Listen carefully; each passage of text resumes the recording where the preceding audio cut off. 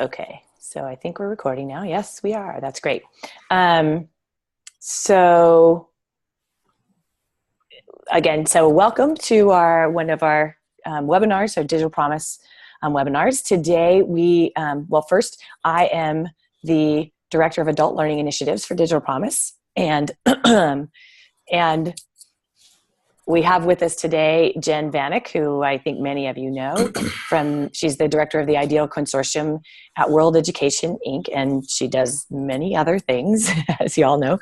But she works a lot with instructors and doing professional development in relationship to technology and adult education. And so today she's going to talk about a specific was a study that she did that she has some interesting findings in thinking about this notion of involved instruction, and she'll tell you a heck of a lot more about that than I can. But first thing I want to make sure I do here is just go over a couple of logistics, which most of you have probably been in webinars before and probably know them. But first thing is I'm probably going to, if you don't mute yourself, I'll probably mute you.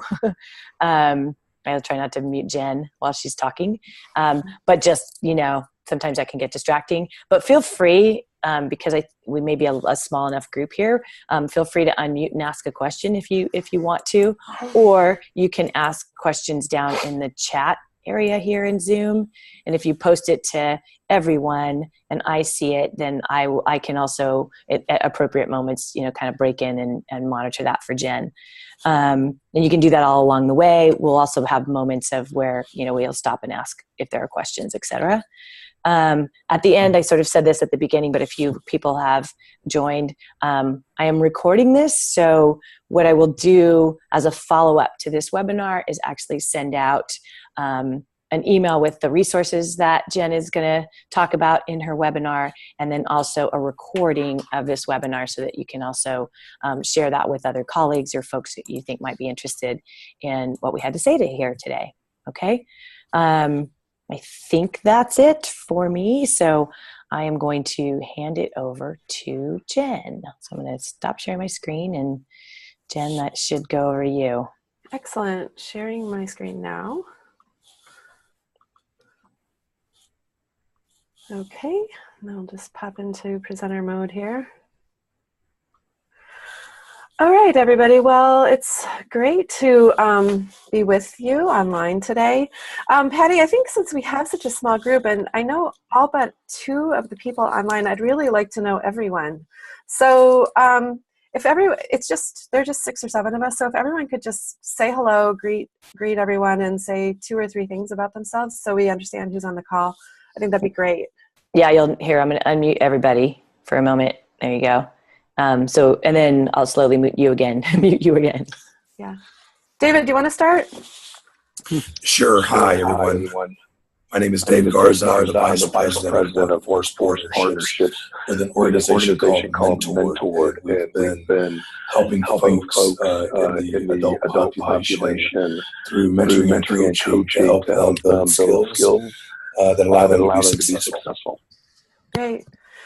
So David, there was a little bit of feedback. If you want to just chat your first and last name so I can see it and the name of your organization, I'd appreciate it. Thanks. Thank you for your introduction. So Dave Rosen, how about you next? Hi, everybody.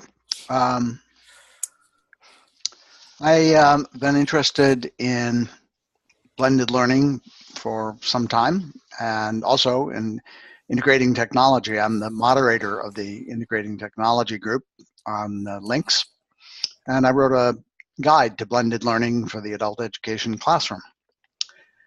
So I'm eager to hear what you're going to say, Jen and Patty, and I'm looking forward to perhaps asking you some questions later. We'll see.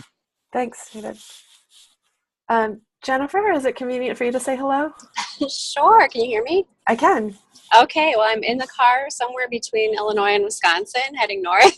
But I am the founder and the executive director for Designers for Learning, and we provide instructional materials for adult education programs through service learning with instructional designers as well as graduate students in instructional design programs. Great. Thank you. Ashley, are you available to say hello? Can you hear me? I can, Hi. yes. My name is Ashley Winkle. I work with Literacy Council of Tyler in Tyler, Texas. I currently am an HSE teacher, AB teacher, PD trainer, and tech integration coach, soon to become distance learning coordinator. So one of those other things is going to have to drop off pretty soon. For the state, distance learning coordinator for the state of Texas, or for your region? Oh no, just for our consortium. Okay, great, thanks. And Beverly. Okay. Hi, I'm Beverly Herneisen. I'm the case manager with the Literacy Council of Reading, and I was the volunteer coordinator, so I would be working with our students to help guide them to the appropriate programs that could help them, like distance learning. So I still have an interest, even though I'm Oops. manager now, but I'm looking for anything that can help our students. Great, thanks. And Chuck, how about you? Hi, I'm Chuck Klinger. I work for Pennsylvania's Distance Learning Project. We actually do the distance learning across the state of Pennsylvania, and we're currently just providing distance instructions. So, we're planning, I think, as a state to move more towards blended learning next year. So, anything that can kind of help guide that will be greatly appreciated. Excellent. Okay, I think I got everybody.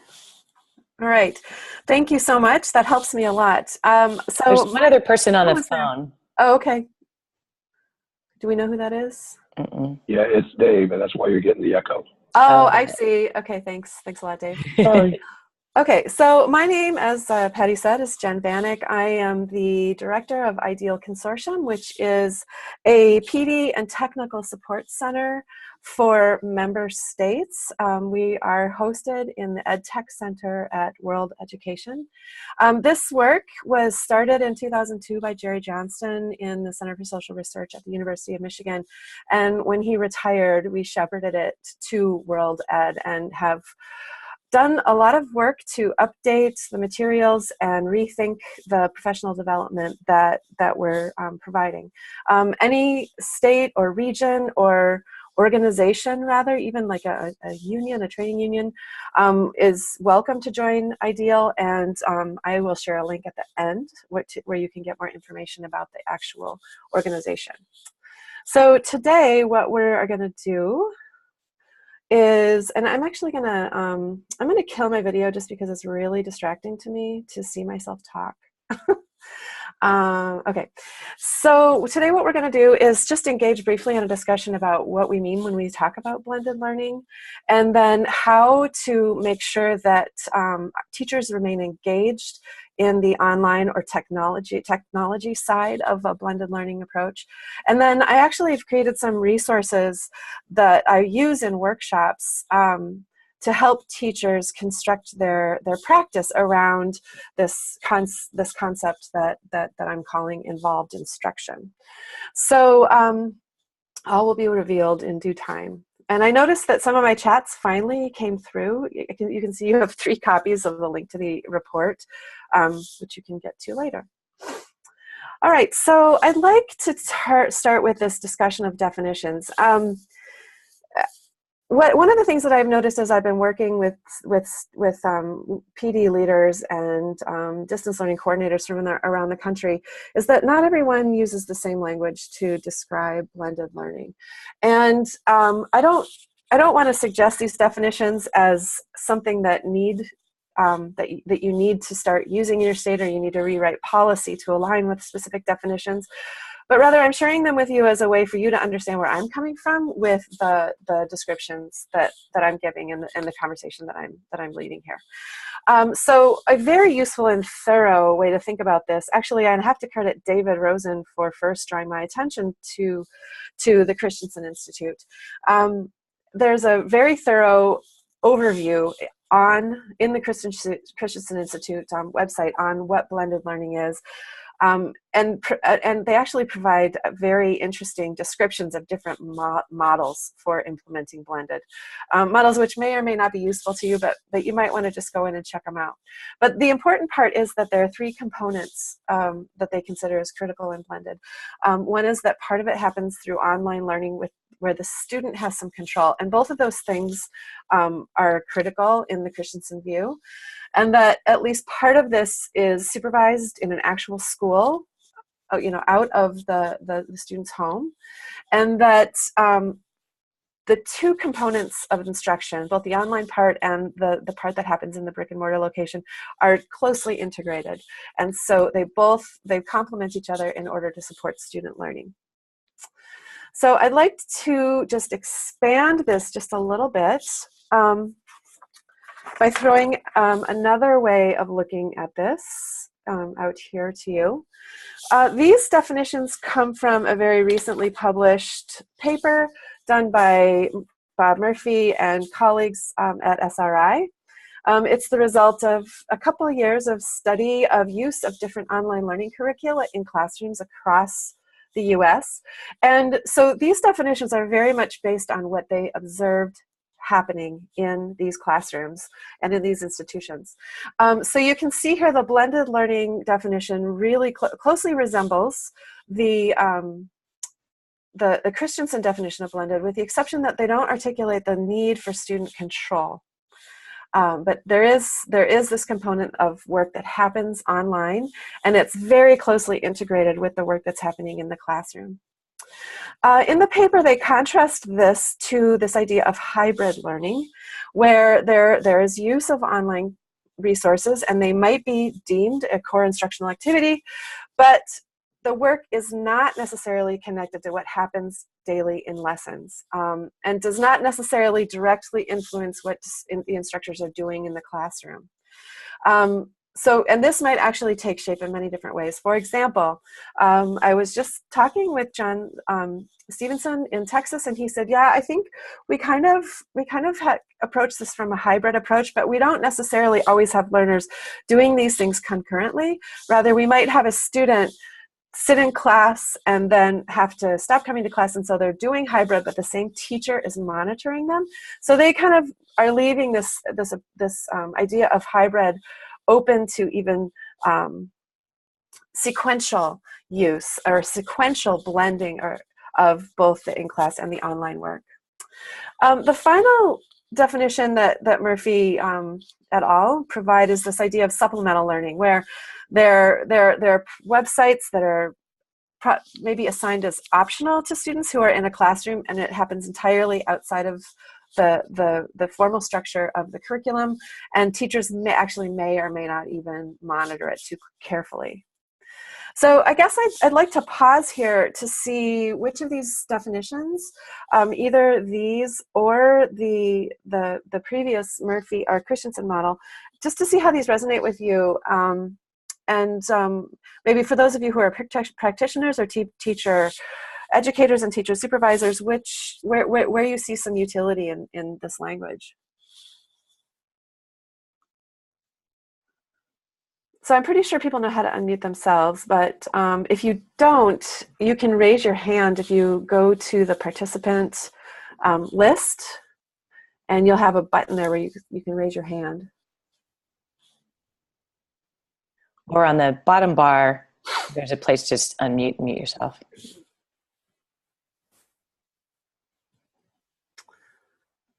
So go ahead, yeah.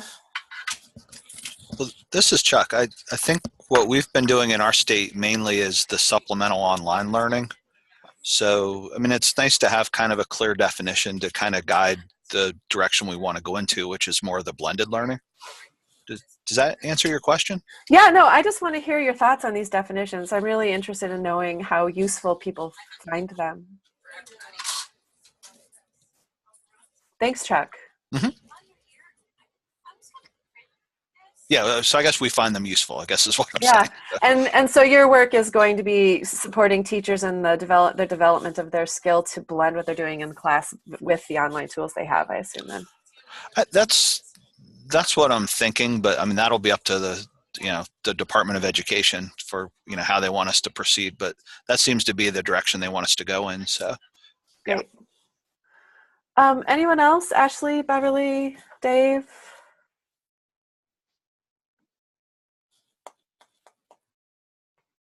Your head is spinning. I've thrown a bunch of definitions at you, maybe. Well, as I'm continuing, and if you have other observations, please do don't hesitate. If you're uncomfortable miking yourself too, you can always chat the question, and if I don't see it, Patty, I'll make sure I get to it.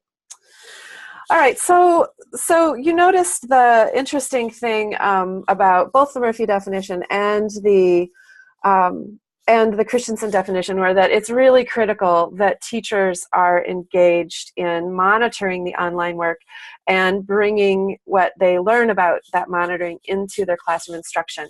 And this has actually been a fairly persistent challenge that I've noticed throughout. I think I've been involved with IDEAL since like 2008, first in Minnesota, running the PD for the IDEAL PD for the state of Minnesota, and now even in my time working with more states, the biggest challenge, or a very big challenge that was even talked about last August at our meeting, was that teachers are having a hard time staying on top of this and not necessarily making the best use of the reporting affordances of the websites in order to inform their classroom instruction.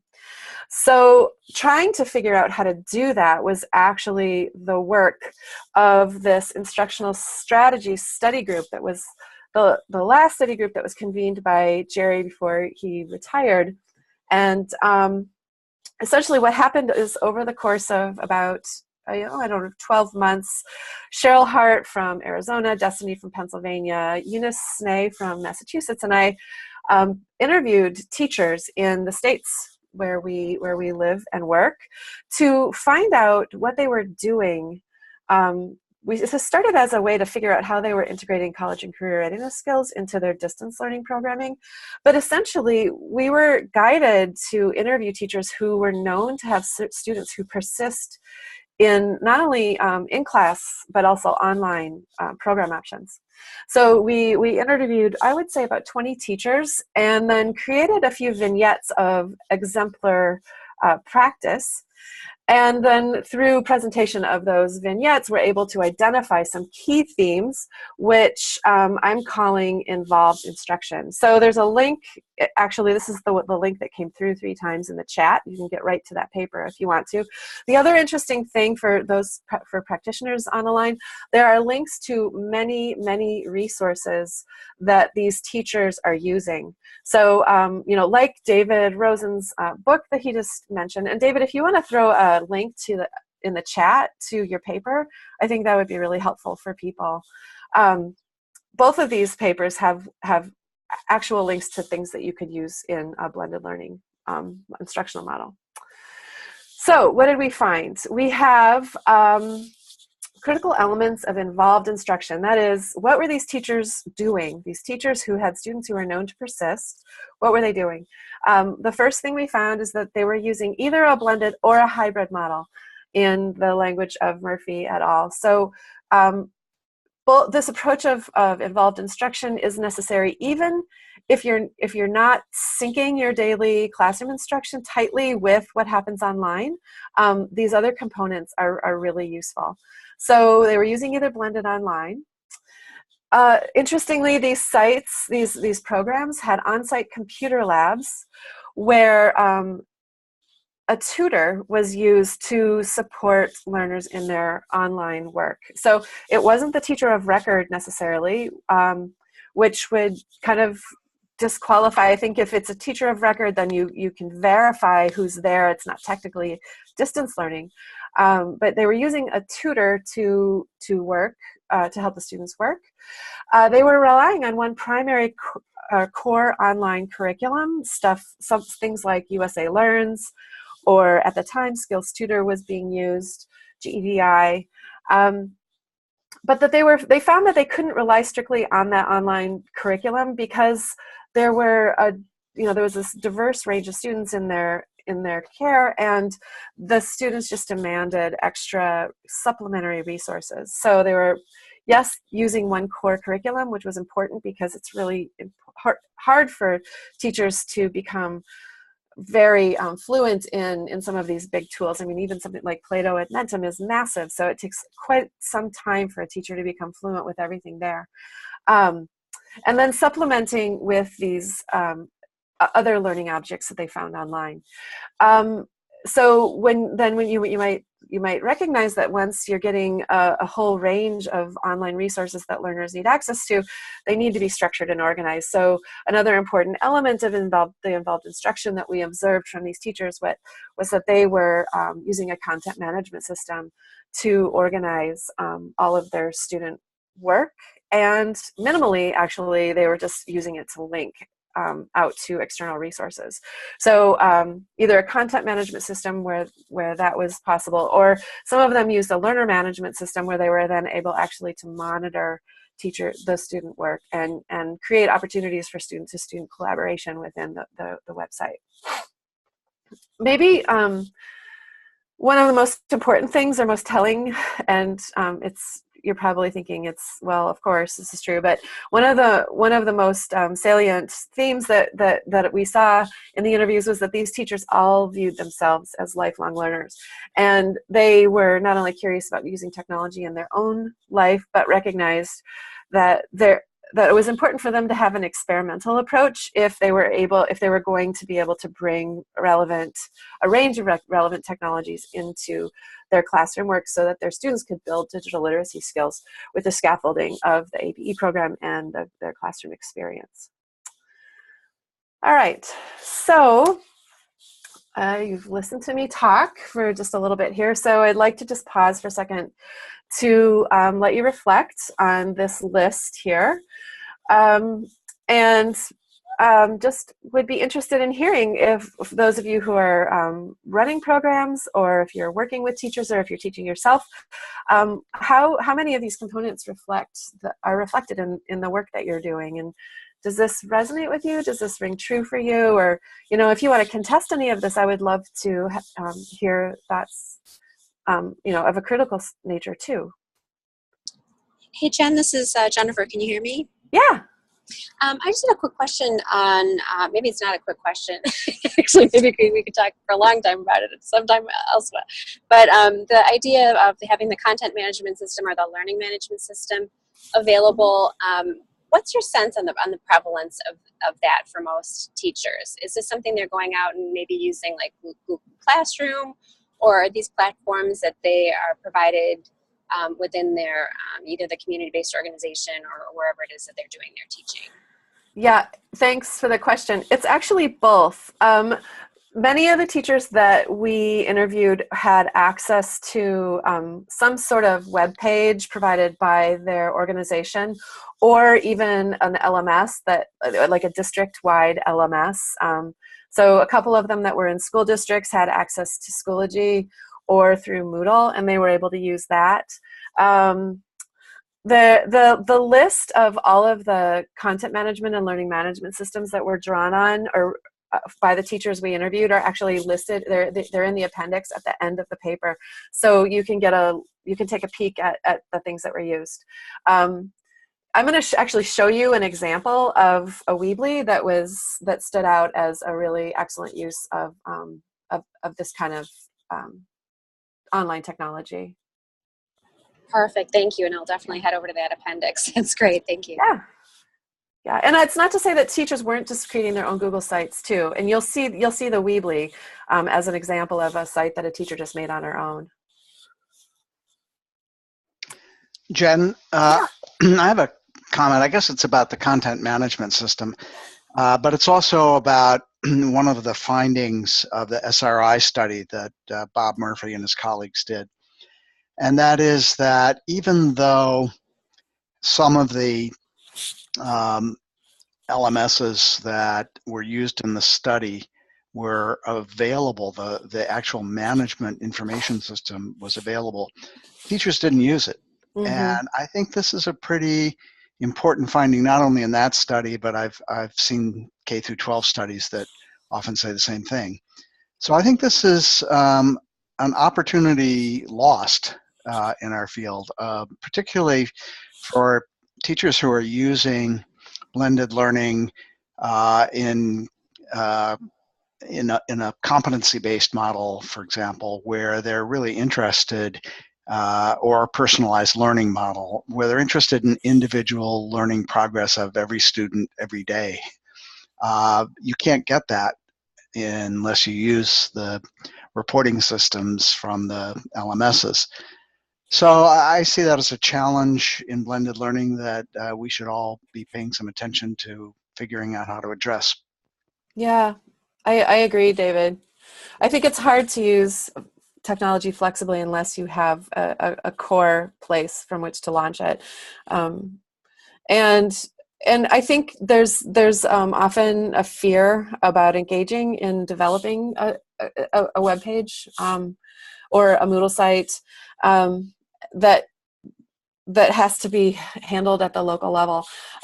There are some excellent programs across the U.S. that are using a mentoring model for PD, like sort of in lieu of PD or through or support of PD. So I know in Texas, Glenda Rose has a badged digital literacy sort of progression for teachers.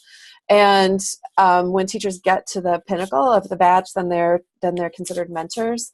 And then we do something similar in Minnesota, though it's not as formally structured. And I think that this kind of mentoring and sustained support for teachers as they're learning how to explore and develop new skills is really critical for that kind of adaptation of their teaching.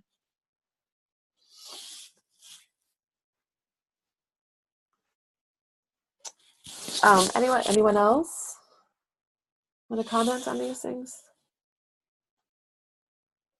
Ashley added something in the chat just to let you know what she was doing. Oh yeah, that's great. I see that now. Thank you.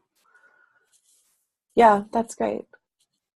So it's good. Yeah, it's good to see that Schoology is available and that you could use either that or Google. So this idea of the CMS or the LMS is actually something that's been really interesting to me, because I think what I've seen happen is that if teachers don't have a means by which to provide supplemental resources to their learners, and the learners are the learners' learning needs are maybe misaligned with what the core private proprietary curriculum offers, they'll assume that the learners just can't do DL or blended. And so we need an infrastructure to provide a more flexible response to demonstrated learner need. And for those of you, some of you might know that this was a catalyst for me doing some research during my dissertation over the last couple of years, and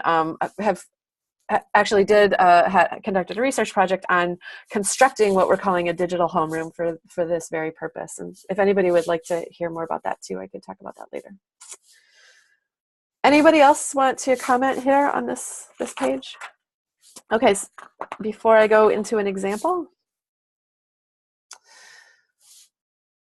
Okay, so what does this look like? I chose this example just because this is a teacher who was able to, she truly had a blended experience for her learners using a very consistently drawing on a range of tools. So this was a vocational ESL class. She was calling it a hybrid class, and I agree that it was a hybrid class. However, it was a hybrid class with a very individualized approach. So learners were working in very learner-centered ways and driving their own learning much more than I've ever seen in a traditional ESL class. The goal of the course was to, as you can see here, build technical proficiency to support English learners online, and then to also teach these broader organizational skills required for these more independent project-based learning, which she made great use of. And the context for a lot of this was vocational language and job search.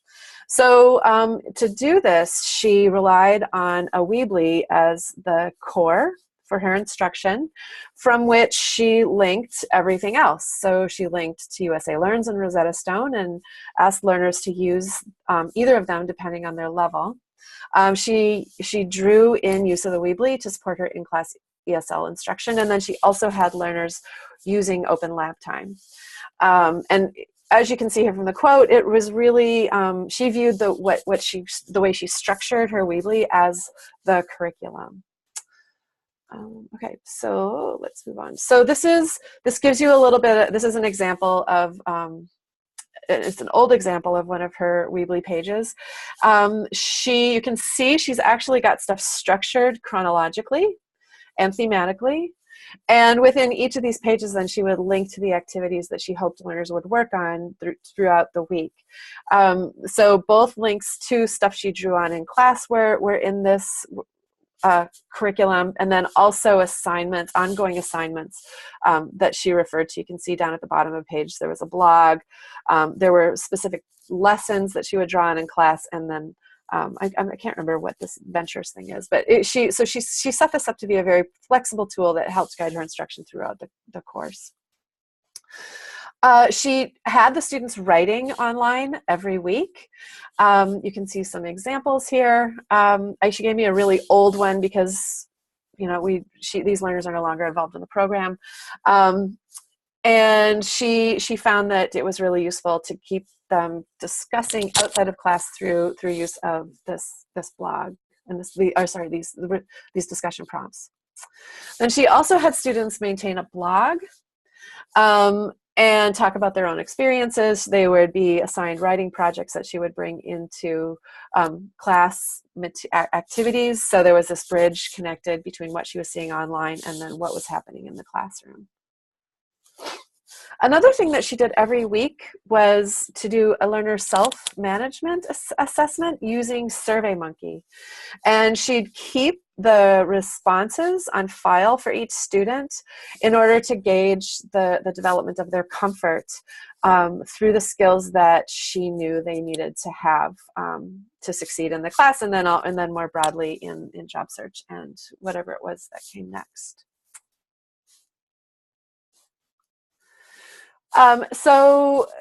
Again here then we see, so this is the quote that kind of was the tick mark for us to recognize her as a lifelong learner. She said she's constantly trying new strategies because the students want to try many new things. So she was taking the responsibility upon herself to make sure that she was ahead of the needs that their students were going to have for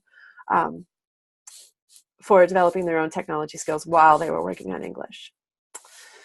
Any questions, or would you like me to go back and share any of those slides?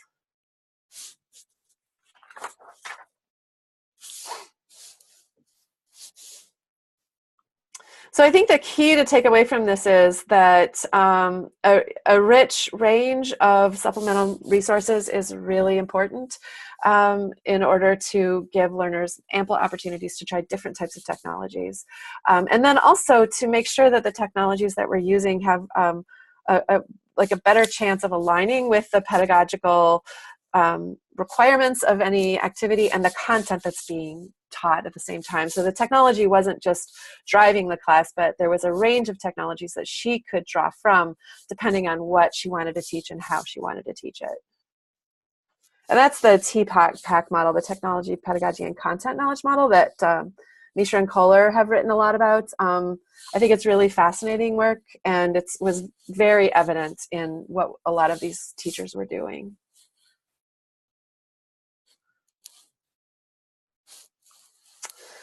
So I've done this with workshop style with groups of teachers a couple times, and what I would usually do at this point is have like a 90-minute workshop where teachers actually get started developing their own resources so that they can make use of make use of a content management system or a learning management system stacked with resources. So I think, in order to be able to replicate this work, what needs to happen is that people need to be really thoughtful about what they need. Do they need a learning management system where they're keeping track of all of this extra work for learners, or will a content management system suffice? You notice that Sharon used a content management system but integrated interesting components that kind of made it LMS-like, especially with that SurveyMonkey where she was tracking learners' technology skill development. So then it's important to explore and compare different options, talking to colleagues, signing up for different tools and actually testing them out, so that you're going into this with some sort of an experimental approach and are able to select a tool that's comfortable for you to use also and that meets the need of your learners. I think there's a lot to be said with talking to colleagues to see what's going on in the building already and drawing on the knowledge and experience of those teachers that are working around you when you're taking on a shift like this. So once you've then sort of chosen the LMS or the CMS, then actually going out and doing the same thing with figuring out what kinds of resources are out there. What are people using? What learning objects are people finding? What videos? What YouTube channels? And all of this stuff needs to be sort of engaged gradually, I think incrementally, over time and taken on as people feel comfortable. And then finally, it's really important to start attending to what's going on in your classroom curriculum and figuring out how to draw in these extra resources so that you can have an integrated blended approach. And it's almost like you're going out and exploring, but you're understanding what's available in the online content already that you know you have to use and what's going on in your curriculum, and anticipating what some of these resources that you might hear about and anticipating how they might support a holistic approach to blended learning. Any response to that? I'm finding, there we go. Yeah. This is Vinod here. Oh, hi, Vinod. Hi. So my question on that was, I've come in contact with a number of teachers like the one you just mentioned that are doing just amazing things in their class by experimenting and everything. And what I wanted to know is, there's a difference between what sort of management in adult ed decides, because they're usually the ones deciding on LMSs and things like that. Yeah. What I don't know if this is the right term to use, but teachers going rogue, meaning teachers having fun, right? And I've met teachers that are using Zoom, using all kinds of different things because they're free. They can just go for it, right? Yeah. And experiment and try all kinds of things. But on the other hand, I hear a lot of teachers say, "Oh, we have a terrible LMS. None of the English learners can handle it at all. It's so text heavy." And so the LMS is more of a crutch, a problem. Yeah. And they can't change it, but then they use all these other amazing tools. So, well, I was just wanting to know what your thoughts are on the difference between, adult ed picking tools, the management, versus teachers being able to just, go for it. Yeah.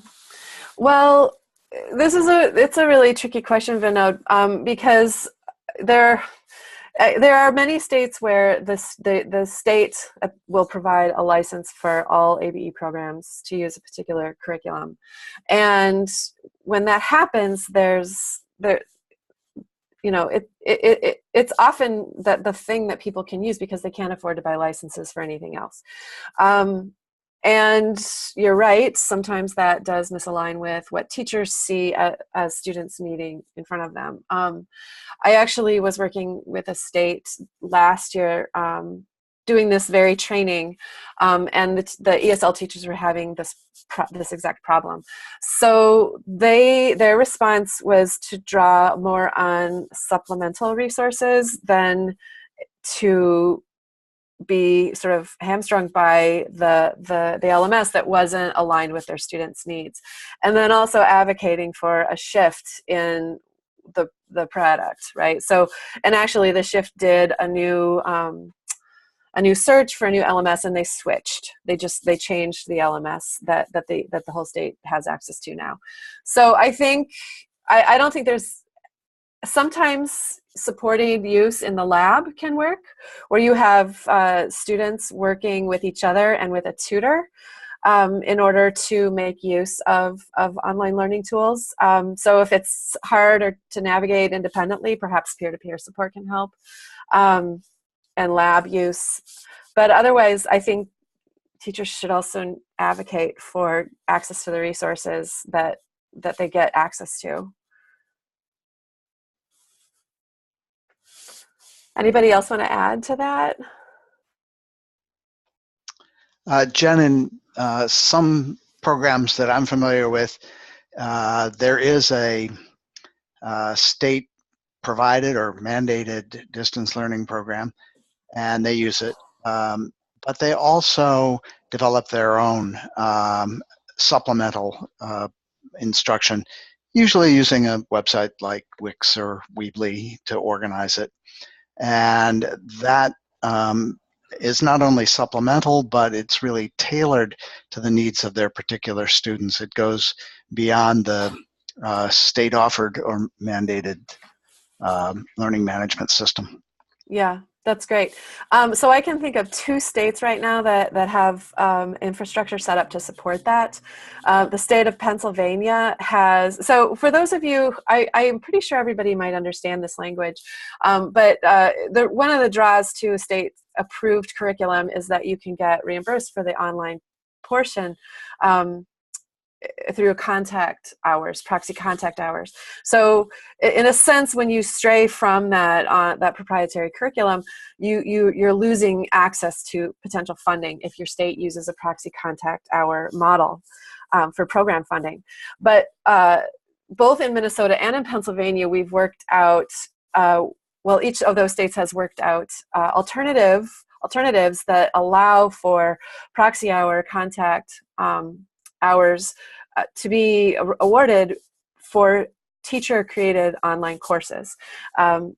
Pennsylvania probably has a more widespread program. And Chuck, I don't know, since if you're on the line, if you want to speak to this at all. And I can also share slides that Destiny Simpson made for Ideal a couple years ago on this. But Chuck, do you want to talk a little bit about how you guys do that? Sorry to put you on the spot. If the policy's changed in the last year. It's changed a little bit. Like our process is still the same in that we, whenever we look at like materials we're going to use or curriculum we're going to use, obviously if it's something that tracks the actual time and it's accurate, then we can do that. There are certain things that you have to consider, like, how does it handle idle time? Mm-hmm. Is it actually tracking time that students are spend working, which some of the things we use do that. If not, then we kind of like field test different learning activities and award time based on how long it takes the average student to complete something. And so, maybe it's, watching a video and taking a short quiz on the video would be awarded a half hour or, something like that, or, completing this reading assignment and responding to the questions you would give, like an hour or something like that. Is that what you're asking, Jen? Yep, exactly. And that's I like that term, field testing. That's exactly what we did in Minnesota when we got engaged with using the Learner Web, where we would create learning plans and then we'd field test them. We'd have observed use in a lab setting, and we'd get a sense of how long it was taking the learners to complete the plans, and then averaging it kind of and giving a proxy contact hour award for that. The other thing that we've done, the NRS allows for teacher verification of work done for proxy contact hour award models, and so that's also played into the work that's happened in Minnesota. But I think, David, I'm really glad you raised this point, because that approach to using online curricula in a blended learning model is really, really powerful, because teachers know exactly what they're putting into their courses, and so they're probably going to be more likely to draw on them and closely integrate it into their classroom instruction. So I'm glad you raised the point, and hopefully as these ideas about the work in Pennsylvania get this, and the work that we did with Learner Web get out there, other states will see that it is possible to collect proxy hours on teacher-created material. Any other questions or responses to that conversation?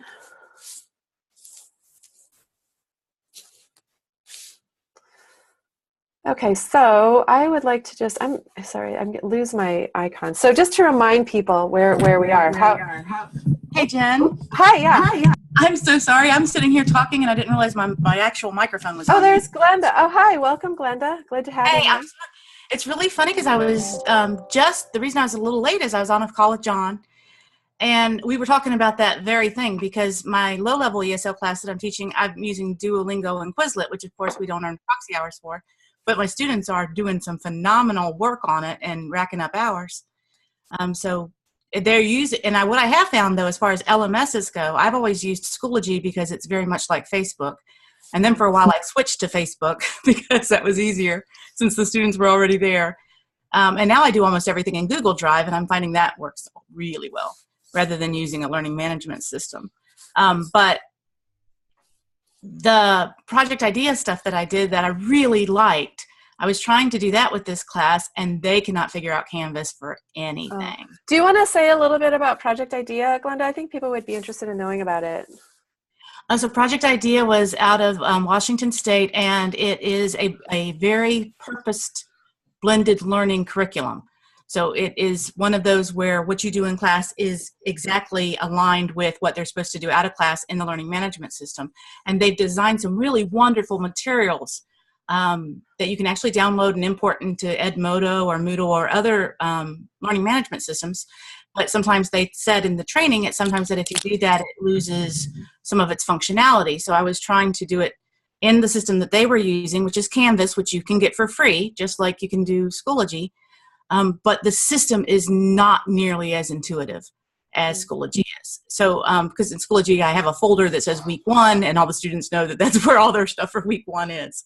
And it just kind of looks more intuitive. So I'm kind of at a loss with how I want to go forward with them. I don't want to frustrate them so much. And then the other part of this is the truth of adult learning. I am in a computer lab in an elementary school, and I'm not allowed to use the computers.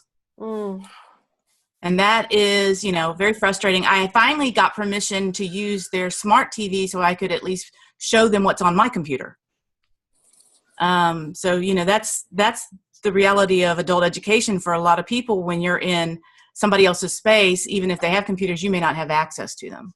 Yeah. So are you asking students to rely on their devices if you're trying to do some blended stuff? Right. So right now, all I'm using is Google Drive. I keep their notes and their assignments and things like that in Google Drive. I pull some of the stuff from Canvas into the Google Drive because they do have some resources that are printable. And Quizlet and Duolingo they can do on their phones. In fact, I was helping a student on Monday night figure out how to enter the Quizlet class. So not just Quizlet, but as a teacher, I can have a class and see what they're doing. Same thing with Duolingo. I'm using Duolingo Classroom, not just Duolingo, so I can see what they're doing and where they may be having problems. Yeah. Okay, great. Thanks. Just a quick little thing around the project idea there. We actually are going to be doing a webinar with them. They're one of our beacons. And I think next month we're doing a webinar where they're going to introduce and talk about that, their program. They won't do the full training like they would, but just to give people more information about it. So just so you know and can spread that word on that, we'll send some information around it. Excellent. So just to kind of bring us back a little bit, what I was doing was introducing how you might get teachers to develop some comfort around developing their own content management system well, not developing a CMS, but like making use of a CMS, developing their own digital homeroom class, whatever you want to call it, in a CMS or an LMS. And one of the other resources that Patty will be sending out is a link to a handout that I made to use in trainings that I've done with teachers in a couple different states on how to actually do this. And so we sit down and we do some brainstorming about the characteristics that they would expect for a digital homeroom that might work for their learners. So things like, where are the ads? Are they big? Where are they placed? Are there pop-ups that are going to happen? Do you want to require a login or not? Like, are you going to just do content? Are you going to try to track student work? Does it need to be mobile friendly? There are a number of characteristics of these options that I think people need to be thinking about before they actually take one on. The other thing I asked them to think about are the different elements of the website that they want to put together. You know, what actually physically needs to be there to support the student learning that you hope to foster through use of this tool. So do you need to have a discussion forum? Are you just going to use it to link to other learning objects? If that's the case, do you want to make sure that you can use really nice images that are easy to upload while, you know, as the hyperlink to get to these other learning objects? Do you want to be able to have, do you want to have a page that has your contact information? So again, you know, what is it they're going to want their students to be able to do in the site? A group of teachers that I worked with last year decided that they wanted to have a just for fun page so that they would to spur student interest in the site, to keep them coming back. So one of these teachers made a just for fun page, and they would put a different like funny cat video on it every week. And she found that the students were actually coming back to see like what video had been posted. So again, the point is very careful planning, and the worksheet that Patty you can access through the resources that Patty will send out, has the fully developed workshop guide that you can check out. The next thing that I encourage the teachers to do is to create a storyboard or a plan where they're actually mapping out the work that they're going to be doing when they get to the tool, once they've picked the tool. And it helps just because they can use a technology that they have, with which they have more fluency, to get the ideas down first, and then take those ideas and build them into the site. This is a really important step, because without it, teachers might be limited in their development of the actual site based on what they understand is available to them there. And so they might not push the LMS or the CMS to reflect their needs. Rather, they would just kind of shape their needs around what they could figure out easily how to do in the LMS. So the storyboarding is a really great idea. I show examples of storyboards that I did for Old Learner web content, where I would just use PowerPoint and map out what I wanted to have on each page. You can also use wiki tools. Sometimes that's nice, because then you're mirroring a web tool. Anything, or even pen and paper works too for this. So so you can kind of see that I'm encouraging a planful process. And David, I'm going back to your question and the challenge that you said we're facing about, you know, Bob Murphy's finding that people had access to these LMSs, but were choosing not to use them. And I'm just wondering if a more planful approach that's supported, scaffolded maybe by some mentors within each state or within each program, could help us get around that challenge and maybe change that situation for teachers who are new to, who are thinking about taking on this kind of work for the first time. I think one of the things that would be useful, Jen, is for a state that does have, it does provide, you know, a content management system and learning progress management within it, to have a user group and to have it led by somebody who really understands the system very well. And obviously to provide some training, but also as issues come up, how do I do that kind of question, that there is a group of people in which presumably someone will know a good answer to that question.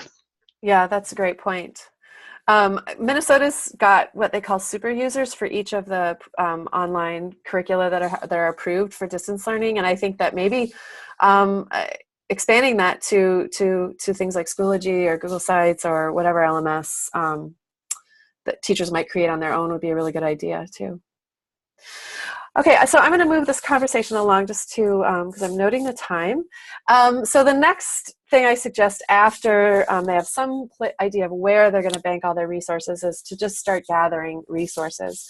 And I always suggest that they take advantage of the OER Commons. And search, at least search to see what's going on here as a way to supplement what they are hearing from their colleagues about, what their colleagues find useful. And we have Jennifer Mandrell on the call. And Jennifer, if you want to weigh in a little bit at all about this, OERs figure so prominently in the work that you do. Just wonder if you want to add to this at all. Yeah, that's exactly right. So our organization, through crowdsourcing, we create open educational resources and store them on OER Commons. And it's a wonderful site for authoring, by the way, if you're looking for some way to have, it's in some ways it's a very instructor-facing interface, which is something I think we actually could have a whole webinar on whether we're creating resources that are for the instructor to use as a lesson plan, or that we're using for the learner to be able to, kind of turn them loose and to be able to go and use. And so we use it very much as an instructor facing, where we're creating lesson plans that then have the associated resources. One thing that's, I've been working with the folks at OER Commons, they've been great and have been a great partner to us, but some of the things that we want would cost some money. And right now it's still aligned to the Common Core rather than College and Career Readiness standards. And as we all know, there is a certain amount of overlap, but I think that would be a huge step forward for this community in particular, if you could, when you're doing your searching, if you could then drill down to the CCRS directly. And then another thing, just even finding resources that are for adults. If you go on the site and you're looking for something like a lesson on fractions, it may be something more geared, toward a 12-year-old or something like that. And so you do have to do a fair amount of digging, like you do in any type of repository like this. But of the resources that are available in the whole universe of OER, I think they've done as well as anybody in making the platform available and for you to search. And then just to put in a plug for our resources, if within the search you do type in Designers for Learning, that's probably one of the best ways to find. And we now have almost 100 lesson plans that have been crowdsourced for adult educators.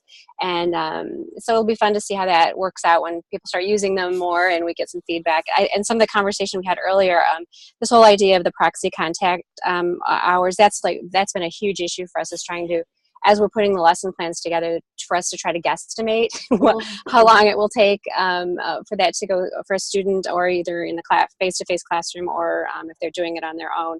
And I love this whole idea that there would be some way to, crowdsource the usage of that. So as teachers are using it, they could provide the feedback for how much time it's actually taking. Because, obviously that's a huge issue for funding and other things to be able to time track. So.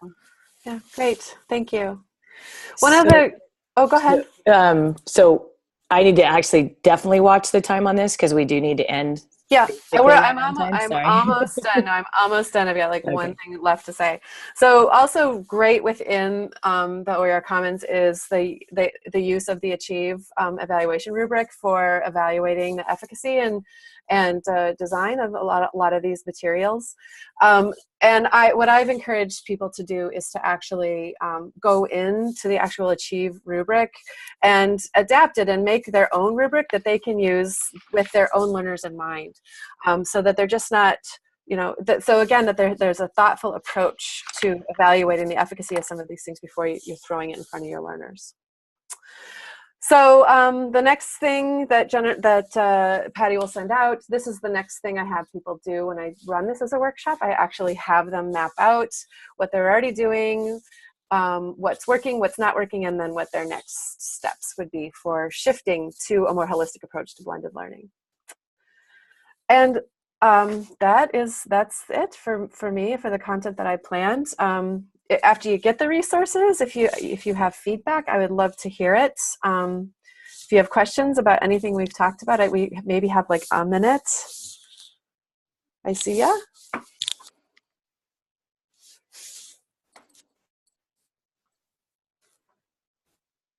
Well, it's been great to have such an engaging conversation with you guys throughout this webinar. It's really odd to just sit and talk into my computer. So I'm really glad that that we were able to have some conversation along the way too. And thank you, Patty, for asking me to present.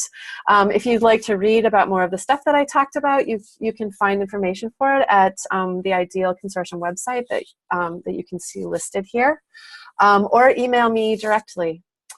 So thank you for being here, everyone, and thanks, Patty.